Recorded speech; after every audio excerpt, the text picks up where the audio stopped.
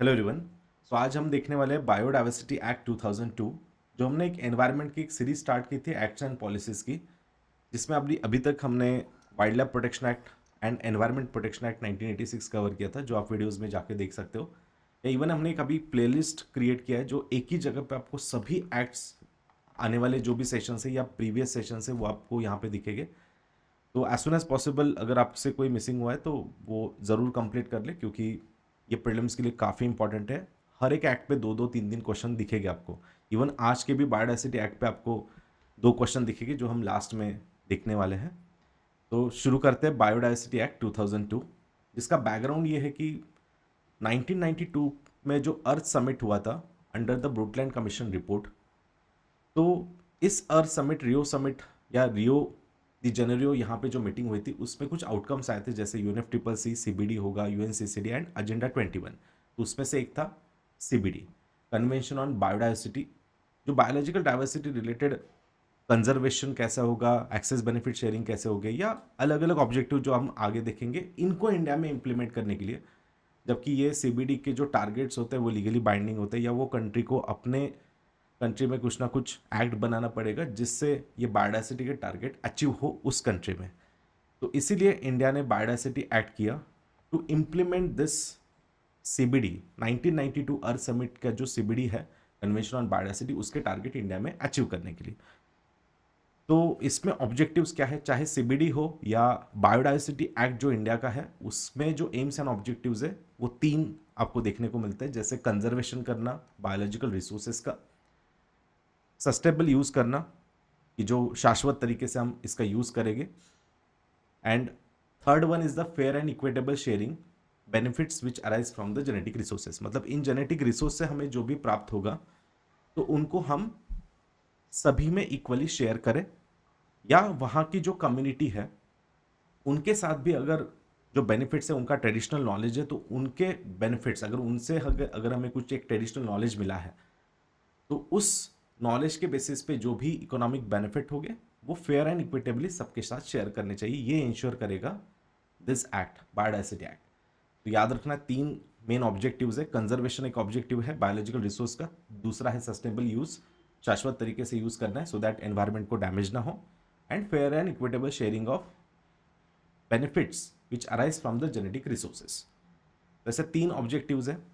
Then after that salient features क्या है ये एक्ट के, तो any person organization obtaining any biological resources occurring in India for its research and commercial utilization, तो जो भी यहाँ पे रिसोर्स जनरेट होंगे वो सब में प्रॉपरली शेयर होंगे, डायरेक्ट हो इनडायरेक्ट बेनिफिट हो, या इस इकोसिस्टम से एनवायरनमेंट से इन बायोडाइवर्सिटी से हमें जो बेनिफिट मिलते हैं वो रिसोर्स का एक कमर्शियल यूटिलाइजेशन है तो उसका परमिशन होगा, तो वो CBD से या CBD के अंडर कुछ अथॉरिटीज हम आगे देखने वाले हैं, जैसे नेशनल बायोडाइवर्सिटी अथॉरिटी, उनके अंडर वो यस परमिशन दिए जाएंगे। Even transfer of the result of any research, मतलब जैसे कि अभी बायोडाइवर्सिटी में अगर हमें एक आधा कोई मेडिसिनल प्लांट है और वो किसी डिसीज़ के लिए हमने देखा है कि इस डिसीज़ के लिए पर्टिकुलर डिसीज़ के लिए ये जो रिसोर्स है वो काफ़ी बेनिफिशियल होगा और इसका रिसर्च भी हो चुका है, तो ऐसे जो रिसर्च आपके हो चुके हैं रिलेटेड टू बायोलॉजिकल रिसोर्सेज, उसको ट्रांसफर करना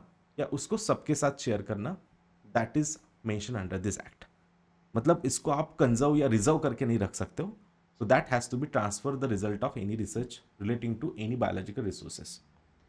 देन आफ्टर दैट ये एक्ट और एक मेंशन करता है कि जिन्होंने भी ऐसे इन्वेंशन किए हैं कि अगर किसी ने कुछ जड़ी बूटी या मेडिसिनल प्लांट्स अगर ढूंढ के निकाला, या कोई समझ लो कि वहाँ पे कोई जैसे टी, या एक पर्टिकुलर टी अगर वहाँ पे बहुत ही फेमस है, जो भी मतलब वहाँ की कम्युनिटी ट्रेडिशनल नॉलेज अभी तक लेके आ रहा है, तो उस पर जो क्लेम होगा, claim of any IPR, intellectual property right, उनका कॉपीराइट, ये सब आपको इसी एक्ट में मेंशन दिखेगा। मतलब NBA के परमिशन से नेशनल बायोडाइवर्सिटी अथॉरिटी, जो इस एक्ट के अंडर एक स्टैट्यूटरी बॉडी है और एपेक्स लेवल अथॉरिटी है इंडिया में बायोडाइवर्सिटी रिलेटेड, तो ये अथॉरिटी के परमिशन के बिना आप उसको कमर्शियली सेल नहीं कर सकते। बेसिकली आपको पेटेंट लेना है, कॉपीराइट लेना है, या उसका कमर्शियल यूज़ करना है, तो you have to take the permission of NBA।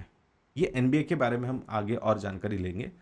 Next है central government in consultation with the NBA और क्या कर सकता है, मतलब नेशनल बायोडायवर्सिटी अथॉरिटी के कंसल्टेशन के अंडर कोई अगर थ्रेटन स्पीसीज है, जैसे हम IUCN में लिस्टिंग करते कि ये एंडेंजर्ड स्पीसीज है, ये क्रिटिकली एंडेंजर्ड है, तो उसके बारे में जो थ्रेटन स्पीसीज होता है तो उनका रिकमेंडेशन या फिर प्रोहिबिट रेगुलेट देयर कलेक्शन या इनके रिलेटेड रूल्स एंड रेगुलेशन जो सेट होते हैं वो भी NBA के द्वारा किए जाते हैं। या कोई स्पीसीज को नए लिस्ट में ऐड करना है या उनका रिहैबिलिटेशन करना है, जैसे अभी ग्रेट इंडियन बस्टर्ड का रिहैबिलिटेशन करना है या फिर टाइगर का रिहैबिलिटेशन करना है, तो ये सारी परमिशन कहीं ना कहीं NBA से इंटरलिंक्ड होती है।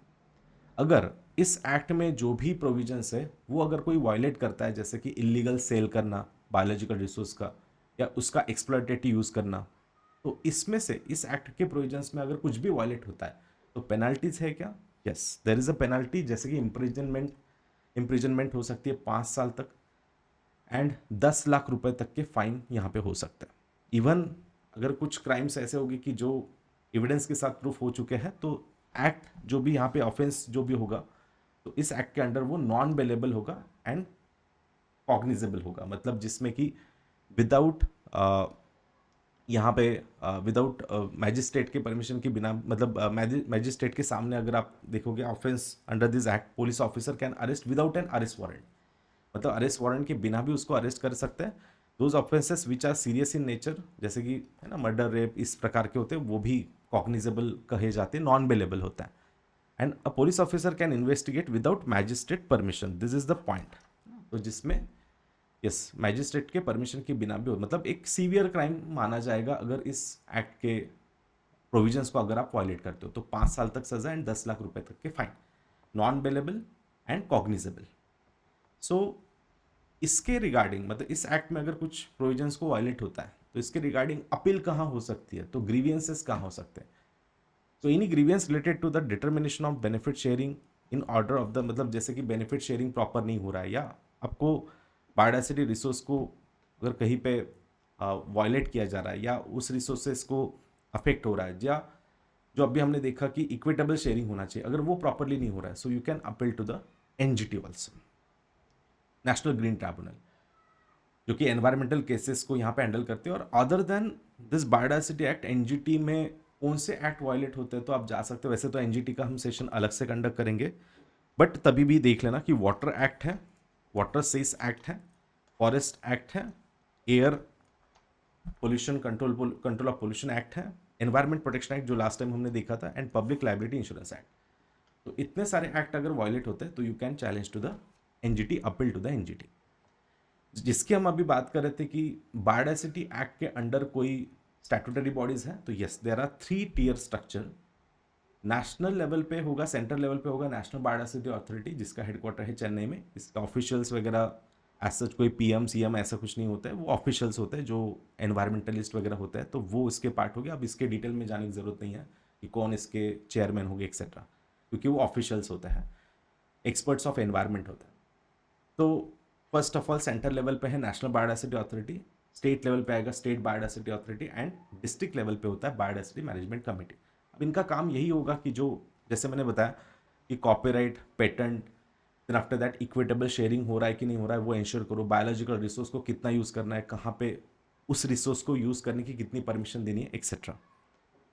अब इस एक्ट में एक्सक्लूड क्या क्या होता है, तो मतलब जिसमें हमें परमिशन दे सकते हैं या फिर इस एक्ट के अंडर वो एक्ट वायलेट नहीं हुआ ऐसा मान सकता है। तो जैसे कि अभी देखो पूरे बायोलॉजिकल रिसोर्स को हम प्रोटेक्ट नहीं कर सकते, जैसे कुछ ना कुछ तो वहाँ पे लाइवलीहुड जनरेट होता है और वहाँ के कम्युनिटी के लिए वो एक रिसोर्स का साधन होता है, वहाँ का एक संसाधन जो है वो एक उनका इकोनॉमिक रिसोर्स होता है। तो इसलिए जो ट्रेडेड एज अ कमोडिटीज होते हैं, जैसे कि कॉपर होगा या फिर मतलब बेसिकली मिनरल्स हो गए, कॉफ़ी होगा या प्लांटेशन वहाँ पे चल रहा है या फिर लाइवलीहुड जनरेट हो रहा है, मतलब जैसे कि लाइफ स्टॉक्स होते हैं, काऊ कैटल या मीट होगा या डेयरी प्रोडक्शन हो गए, तो उसका बाइंग एंड सेलिंग जो है वो बेसिकली अलाउ किया जाएगा, मतलब वो भी with the permission of the NBA SBA और BMC जो भी रिस्पेक्टिवली वहाँ पे अथॉरिटी है उनके परमिशन से। बट विदाउट परमिशन अगर इनकेस एक्स्ट्रॉर्डिनरी अगर मतलब एक्स्ट्रा एक्सप्लॉइट अगर करते हैं, अनसस्टेनेबल यूज होता है, so that will be illegal. Even though अब बायोडाइवर्सिटी रिसोर्सेस या पर्टिकुलर कोई सेंचुरी है, प्रोटेक्टेड एरियाज है, फॉरेस्ट रिजर्व्स हो गए, तो वहाँ पे जो सालों से कम्युनिटी रह रही है, तो उनके लिए ट्रेडिशनल यूज जो उनका अभी तक चलते आ रहा है, तो वो भी इस एक्ट के अंडर आएगा क्या? नहीं, क्योंकि वो सालों से वहाँ पे रह रहे हैं, तो उनका ट्रेडिशनल यूज एक सर्टेन लिमिट तक अलाउ रहेगा, जैसे हमने कहा है ना, with the approval of the central government. तो जो ट्रेडिशनल यूज अभी तक वहाँ पे चलते आ रहा है, माइनर फॉरेस्ट प्रोड्यूस जो जनरेट करते आ रहे हैं, जैसे हनी कलेक्शन है ना, टैमरिन होगा या टसर होगा, देन आफ्टर दैट तेंदुपत्ता कलेक्शन होगा, या इवन वैद्य एंड हकीम्स होता है, वैद्स एंड हकीम्स जो सालों से अपनी जड़ी बूटी बना रहे हैं और बेच रहे हैं, तो वो अगर कोई रिसोर्स को लेके आते हैं और अपने पर्सनल यूज़ के लिए या ना नॉर्मल सेल के लिए अगर यूज़ करते हो, तो देन इन पे कोई रेस्ट्रिक्शन नहीं होगा, है ना, मतलब उनको हमने एग्जाम्पशन में रखा है, इस एक्ट को वो वायलेट नहीं कर रहा है। बहुत बड़ी कंपनी कोई आती है एंड वो एक्सप्लॉइट कर दिया, तो फिर वो वायलेशन हो सकता है। तो जो सालों से यहाँ पे है ना कुछ बीड़ी कामगार होते हैं या कुछ वैध हकीम होंगे, तो उनके लिए इस एक्ट में एग्जाम्पशन रखा गया है, उनको एग्जाम किया गया, उनको अपवाद में रखा गया है। देन आफ्टर दैट इस एक्ट के अंडर और एक प्रोविजन है, वो है बायोडाइवर्सिटी हेरिटेज साइट्स डिक्लेयर होता है under section 37 of this act. तो हेरिटेज साइट मतलब कि जहाँ पे बहुत ही ज़्यादा यूनिक बायोडाइवर्सिटी है, इकोलॉजिकल फ्रैगल इकोसिस्टम है, सेंसिटिव जोन है, कोस्टल वाटर या मरीन एरियाज काफ़ी एंड रीजन, तो उस एरिया को बायोडाइवर्सिटी हेरिटेज साइट डिक्लेयर किया जाता है। अब इंडिया में काफ़ी सारे बायोडाइवर्सिटी हेरिटेज साइट है, बाद में इसको आप स्टॉप करके देख सकते हो। तो बेसिकली अभी तक हमने क्या पढ़ा? सो इस एक्ट के अंडर ऑब्जेक्टिव एक तो पहले था कि इसको इस एक्ट को हम लगभग 10 साल बाद लेके आए 1992 के अर्थ समिट के बाद, to एंशाइन whatever the CBD targets and to implement the CBD targets in India, like conservation, sustainable use, and fair and equitable sharing.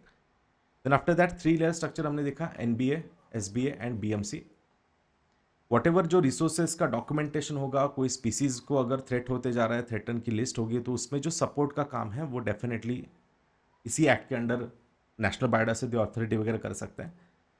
उसके बाद जो प्रायर अप्रूवल है वो बहुत इंपॉर्टेंट है, कि जो भी आप रिसोर्स यूज़ कर रहे हो, तो एनी यूज़ के लिए आपको प्रायर अप्रूवल एनबीए का लेना होगा। एक्सेप्शन इसमें है कि जैसे वैद्य हकीम एंड ट्रेडिशनल जो फॉरेस्ट ड्वेलर्स है वहाँ पे सालों से वहाँ पे रह रहे हैं, तो उनको एग्जाम्प्ट किया गया है। जैसे मैंने लास्ट पॉइंट में यहाँ पे कहा कि इंडियन सिटीजन लोकल पीपल है जो खुद के यूज़ के लिए कर रहे हैं ना, ओन यूज़ के लिए, मेडिसिनल पर्पज़ के लिए यूज़ कर रहे हैं। जैसे कोई फॉरेस्ट में चला जाता है और अगर वहाँ से कुछ जड़ी बूटी निकाल लेता है, तो खुद के यूज़ के लिए बेसिकली, तो उसको क्या एनबीए जाने की ज़रूरत है क्या? तो डेफिनेटली नॉट। तो सिंपल यहाँ पे कॉमन सेंस हमें लगाना है कि पर्सनल यूज़ के लिए होगा। अगर कोई इंडियन सिटीजन है, वैद्य हकीम है, तो दे आर अलाउड, एंड वैद्य हकीम इनको थोड़ा सा सेल करने के लिए भी अलाउड होगा। अपार्ट फ्रॉम दिस, हमने जैसे कहा कि prior approval of NBA for IPR, intellectual property right for any use, है ना, दैट इज़ वेरी इंपॉर्टेंट। अगर कमर्शियल यूज़ करना है, कोई कंपनी को सेल करना है उन रिसोर्सेज को, तो वो फिर ऑब्वियसली कहाँ पे जाएगा? तो दैट इज एनबीए से उनको परमिशन देनी होगी। Then whatever the monetary benefits, fees, royalties वगैरह आएगी, तो वो एक फंड है नेशनल बायोडाइवर्सिटी फंड, वहाँ पे ऐड होगा, एंड वही वो फिर वहाँ के बायोडाइवर्सिटी के कंजर्वेशन के लिए यूज़ किया जा सकता है। एंड अपार्ट फ्रॉम दिस, देखो अभी तक हमने इस एक्ट में जो भी पढ़ा वो ओरिजिनल है ना, ओरिजिनल या एज इट इज़ वहाँ की जो बायोडाइवर्सिटी उसके कंजर्वेशन के बारे में बात चल रही है, या जो वहाँ के बायोलॉजिकल रिसोर्सेस हैं, है ना, उनके बारे में हम बात करें, नॉट मॉडिफाइड रिसोर्सेस। मतलब कोई जेनेटिकली मॉडिफाइड है तो वो बायोडाइवर्सिटी एक्ट नहीं, तो फिर अलग से एनवायरमेंट प्रोटेक्शन एक्ट आ जाएगा। तो देख लेना, ओरिजिनल जेनेटिक रिसोर्स है उसके बारे में परमिशंस की बात इस एक्ट में की गई है, कि वो किस हद तक यूज होगा, कहाँ से परमिशन लेने, एक्सेट्रा एक्सेट्रा। तो इसी बेसिस पे एक क्वेश्चन आया था, देखो पढ़ लो इसको।